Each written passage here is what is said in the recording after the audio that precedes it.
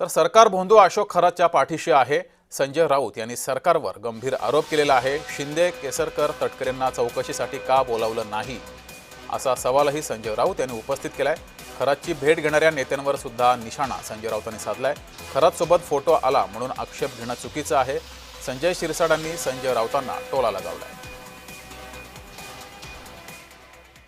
सरकार जर अशोक खरातच्या मागे नसतं तर हे जे 40 आमदार, खासदार, मंत्री जे तिथे सेवा करायला जात होते त्यांची यादी सरकारने जाहीर केली असती.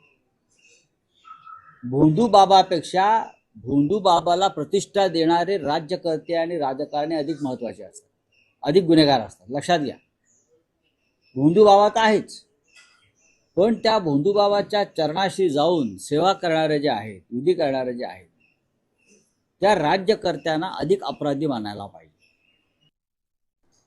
एकनाथ शिंदे साहेबांचं नाव घेऊन तुम्ही त्यांना बदनाम करायचा प्रयत्न कराल तर त्या आम्ही सगळ्या गोष्टीला समोर जायला तयार आहोत. कुणाबरोबर फोटो आला म्हणून त्यांच्याबद्दलचा काहीतरी आक्षेप घेणं हे मुळात चुकीचं आहे. पोलिसांकडे सर्व आहेत, तपास ते करतात.